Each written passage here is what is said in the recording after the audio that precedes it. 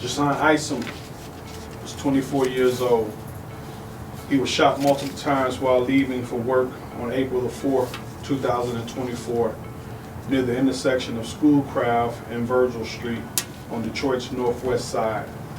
The suspect was driving a white Mercedes. Today, his mother is here to tell his story and to let the murderers know who they took away from him. I am JaiShaun Isom's mother. That was my only child. He was 24 years old. He just had a birthday on February the 16th of 2025. He would have been 26 years old. JaiShaun was the epitome of love, then and now. When you think of JaiShaun and you actually had a person like him in your life, you had to be favored by God to have a person like him in your life. JaiShaun was dedicated to his family, his friends. He was a helper, a dedicated worker, honor student. He was an athlete. He was an artist. The young man was gifted. As a young black man, he beat all the statistics of today's black men. He beat out every stereotype that they usually would have. Them taking him away from our family broke our family, especially his little cousins that looked up to him as a role model. I watched them struggle. The death of my son, my mother grieved herself to death about JaiShaun. That's where he resided. My mother was a witness to him laying there basically before he passed away. That was my only child. When I think of JaiShaun, I won't never get to see him walk down the aisle, to be married.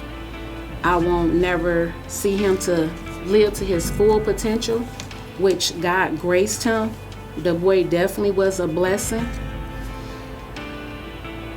When the people that took my son from me, that he called friends, brothers, you broke the family dynamics. But you didn't realize how much you needed JaiShaun as well, because he actually was your helpmate as well. And to take someone away because you don't want what they have, you want them, you want to be them. You want it to be JaiShaun. And God have greatness for all of us. Everybody have their own purpose that they have to fulfill. JaiShaun definitely fulfilled his purpose. He may be gone in the physical, but spiritually, his presence is strong and dominating. You can't take that away. I know no matter what you did, you took him away from us, but I know you think about him on a regular. The pain that I feel, I would never want to wish this on no parent, not even the ones who took my baby from me. But I do pray that my baby get justice and you sit behind bars for the rest of your life. Give you time to think, change your life, look to God to become a better person, because to take somebody's life, a wholesome person, a good, loving, wholesome person, because you're not the judge of whatever it may have been. He didn't deserve that. But maybe to give you some time to think, repent, and actually walk in your purpose. And God bless you.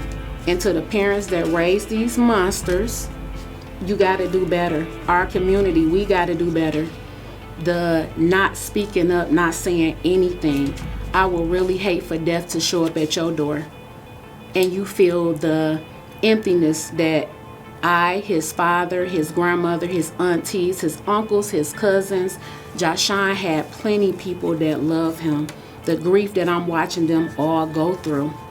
And if I didn't know God, how my mother instilled in me the same way I instilled in JaiShaun, I can guarantee you I would not be the same person that's standing before you. My son will get justice. It's coming soon. I feel it. God already told me.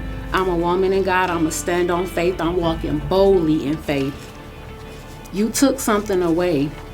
When you take away things that God have blessed you with, it's no goodness and greatness come behind that. Because the seeds that you plant is the harvest that you got to eat. You live by the sword, you have to die by it. It is written and it shall so be. God bless y'all.